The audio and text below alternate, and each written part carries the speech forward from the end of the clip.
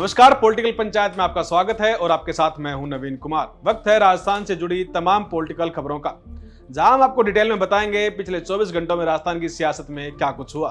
सबसे पहले बात करते हैं मुख्यमंत्री भजनलाल शर्मा की, जहां वो अचानक दिल्ली दौरे पर रवाना हो गए। बताया जा रहा है कि मुख्यमंत्री के इस दौरे को राजस्थान की राजनीति, नियुक्तियों और कैबिनेट के विस्तार को लेकर काफी अहम माना जा रहा है।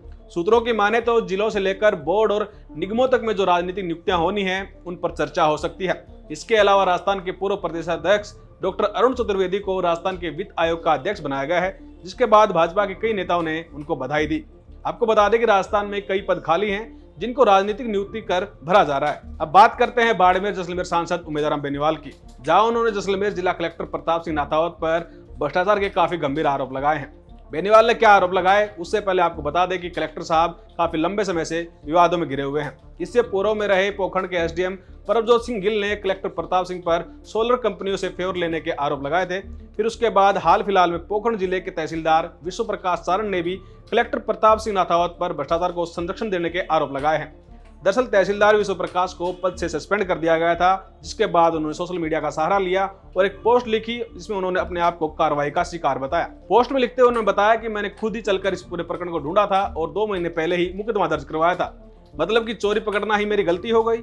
और इन सब आरोपों के बीच घमासान तो तब मच गया जब इस मामले ने राजनीतिक मोड़ लेना शुरू कर दिया। वहीं अब जैसलमेर सांसद उमेदराम बेनीवाल ने भी कलेक्टर प्रताप सिंह नाथावत पर निशाना साधते हुए कहा कि वो सरकार से ज्यादा कंपनियों के मुंशी बने हुए हैं और जैसलमेर जैसे सेंसिटिव एरिया जहां भारत पाकिस्तान का बॉर्डर है, वहां कलेक्टर ने सेलिंग एक्ट का उल्लंघन कर कंपनियों को जमीन प्रदान की है।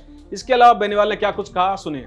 जैसलमेर कलेक्टर पूरी तरीके से कंपनियों के पक्ष में ही काम कर रहे हैं। डिफेंस की जमीन भी उन्होंने नहीं बख्शी और सेंसिटिव एरिया है, बॉर्डर का एरिया है, यहाँ सेलिंग एक्ट का भी उल्लंघन किया जा रहा है। इससे पहले इधर रामसर के एसडीएम के ऊपर भी इसी तरीके के आरोप लगे थे और बिना परमिशन के सेलिंग एक्ट का उल्लंघन करते हुए हजारों बीघा जमीन कंपनी के खाते में उन्होंने रजिस्ट्री करवा दी या हस्तांतरण कर दी। इसी तरीके के आरोप जैसलमेर कलेक्टर के ऊपर लगते आ रहे हैं, लेकिन प्रशासन कोई ध्यान नहीं दे रहा है। अब खबर नागौर के मकराना की, जहां मिसिंग लिंक सड़कों के निर्माण कार्यों को लेकर किए जा रहे लोकार्पण कार्यक्रम के दौरान मकराना विधायक जाकिर हुसैन गहसावत और पूर्व विधायक श्रीराम बीचर के बीच जमकर घमासान देखने को मिला। जब जाकिर हुसैन निर्माण कार्यों के लिए खुद को क्रेडिट देने लगे तो पूर्व विधायक श्रीराम बीचर ने उन्हें बीच में टोकते हुए कहा कि आप जनता को गुमराह कर रहे हो और आपको इस कार्यक्रम में आना ही नहीं चाहिए था, जिसके बाद दोनों में तीखी नोकझोंक हुई। आप फालतू बकवास कर रहे हो, नहीं आप देखो, आप राजनीति मत करो इसमें। नहीं आप बैठो से प्लीज, नहीं आप गुमराह कर रहे हो, आप गुमराह कर रहे हो। अरे तू किसको भरा है, अरे तू किसको भरा है, आप बैठो प्लीज, आप उसने भाषण दिया। वही शिव विधायक रविंद्र सिंह भाटी ने सरकार पर सवाल उठाते हुए राजस्थान का एक गंभीर मुद्दा उठाया है। दरअसल भाटी का कहना है कि पश्चिम राजस्थान में अब तक 26 लाख पेड़ काटे जा चुके हैं और इनमें से 60% केवल खेजड़ी के थे। इसके अलावा भाटी ने सवाल पूछते हुए कहा कि न जाने किसके नाम पर इतने सारे पेड़ काटे जा रहे हैं और साथ ही उन्होंने ये भी कहा कि सरकार आने वाले 5 सालों में 39 लाख पेड़ और काटने की तैयारी में। वहीं कुछ ऐसा ही आरएलपी के सांसद हनुमान बेनीवाल की तरफ से देखने को मिला, जब वो केंद्रीय वन मंत्री भूपेंद्र सिंह यादव से मिले और उन्होंने प्रदेश में खेजड़ी कटाई रोकने की मांग की। यानी कि खेजड़ी कटाई को रोकने के लिए शिव विधायक रविंद्र सिंह भाटी और सांसद हनुमान बेनीवाल एक साथ आते नजर आ रहे हैं और इसकी चर्चा राजस्थान की सियासी गलियारों में भी खूब जोरों पर है। वहीं केंद्रीय पर्यटन व सांस्कृतिक मंत्री गजेंद्र सिंह शेखावत एक दिवसीय दौरे पर जोधपुर पहुंचे, जहां उन्होंने कार्यक्रम में कांग्रेस पर निशाना साधते हुए पत्रकारों से मालेगांव ब्लास्ट पर बात करते हुए कहा कि कोर्ट के फैसले ने साबित कर दिया कि कांग्रेस ने देश में एक झूठा नैरेटिव बनाकर उसको फैलाने का काम किया था। इसके अलावा अमेरिकी राष्ट्रपति ट्रंप द्वारा भारत पर 25% का टैरिफ लगाने पर उन्होंने क्या कुछ कहा, ये भी सुनिए। तो हम बड़े टैरिफ्स के बाजार में भी भारत सस्टेन कर सकता है। भारत की अर्थव्यवस्था पर इसका कंपैरेटिवली कम असर इसलिए होगा क्योंकि भारत की अर्थव्यवस्था जो है, भारत का निर्यात जो है वो सर्विस इंडस्ट्री में बहुत बड़ा है। मुझे लगता है कि आने वाले समय में हमको अपनी जो है स्ट्रेंथ है उसको और अधिक मल्टीप्लाई करते हुए हमको आने वाले समय के लिए ऐसी चुनौतियों के लिए तैयार करना पड़ेगा। अब खबर पाली जिले की। आपको झालावाड़ के सरकारी स्कूल की दुखद घटना तो याद ही होगी, जहां मासूम बच्चों ने सिस्टम की नाकामी की वजह से अपनी जान गंवा दी थी। हालांकि इस घटना के बाद शिक्षा मंत्री मदन दिलावर ने कड़ा रुख अपनाया और टीचर्स को स्पेशल छूट दी जिसमें वो जर्जर क्लास में ताला लगा सकेंगे और अपने आधार पर स्कूल की छुट्टी कर सकेंगे, बशर्ते उन्हें सिर्फ इसकी जानकारी उच्च अधिकारियों को फोन करके देनी पड़ेगी। लेकिन वही दूसरी ओर जगदीश मीणा नाम के एक टीचर ने सरकारी स्कूल जो काफी लंबे समय से जिसकी हालत खराब थी उसका वीडियो बनाया और सोशल मीडिया पर डाल दिया, जिसके जवाब में जब वो वायरल हुई तो प्रशासन ने उनको कारण बताओ नोटिस जारी करते हुए सस्पेंड कर दिया। इसके अलावा झालावाड़ हादसे में जो बच्चे घायल हुए थे उनका एक वीडियो जमकर सोशल मीडिया पर वायरल हो रहा है, जहां बच्चों का गजब जज्बा देखने को मिला। गिरकर कैसे वापस उठना है वो इन मासूमों से सीखना चाहिए।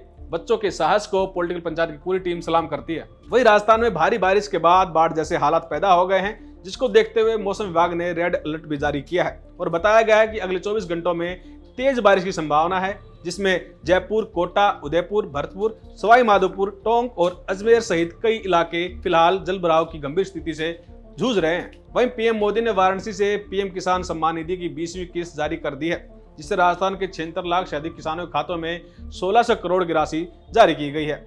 इसके ऊपर सीएम बजला शर्मा ने बांसवाड़ा में खुशी जाहिर करते हुए कहा कि भाजपा की डबल इंजन सरकार किसान कल्याण की ओर समर्पण को दिखाती है। खबरों में आगे बढ़कर बात करते हैं अजमेर की, जहां ख्वाजा गरीब नवाज की दरगाह से तारागढ़ की ओर जाने वाले कच्चे रास्ते पर अतिक्रमण हटाने के लिए आज बड़ी कार्रवाई को अंजाम दिया गया।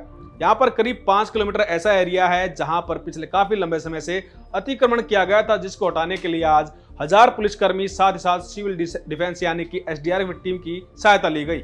वहीं सीकर कलेक्ट्रेट के सामने साल 2019 में छात्र संघ चुनाव की काउंटिंग के दौरान स्टूडेंट फेडरेशन ऑफ इंडिया की छात्राओं ने धरना प्रदर्शन किया था, जिसके बाद पुलिस ने इस मामले में 20 लोगों को आरोपी बनाया था, जिसमें मौजूदा सांसद अमराराम, पूर्व भादरा विधायक बलवान पूनिया भी शामिल थे।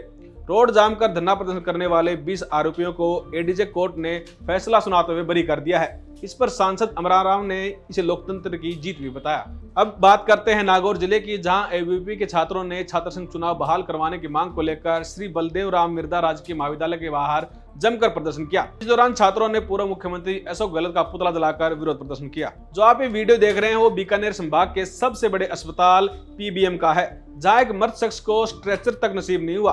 वीडियो में देखा जा सकता है कि 3 लोग मिलकर इस मृत शरीर को सीढ़ियों से नीचे उतार रहे हैं। अब बात करते हैं पिछले 24 घंटों में पॉलिटिकल पंचायत पर आए दर्शकों के टॉप कमेंट्स की। शैतान चारण नाम के यूजर उमेदाराम बेनीवाल के प्रेस कॉन्फ्रेंस कर जैसलमेर कलेक्टर वाले भ्रष्टाचार के आरोप पर लिखते हैं कि धन्यवाद सांसद महोदय, सच्चाई का साथ देने के लिए। ईमानदार अफसरों को बिना वजह परेशान कर निलंबित किया जाना सही नहीं है। वही एक और यूजर इसी पर लिखते हैं, ये कलेक्टर बहुत ही अहंकारी है, सामंती मानसिकता रखता है। हालांकि आप भी पॉलिटिकल पंचायत का परिवार हैं। हर वीडियो पर अपनी राय दें। हर दिन के बुलेटिन में टॉप कमेंट्स को मिलेगी जगह। न्यूज बुलेटिन में बस आज के लिए इतना ही। कल फिर होगी मुलाकात, तब तक के लिए नमस्कार।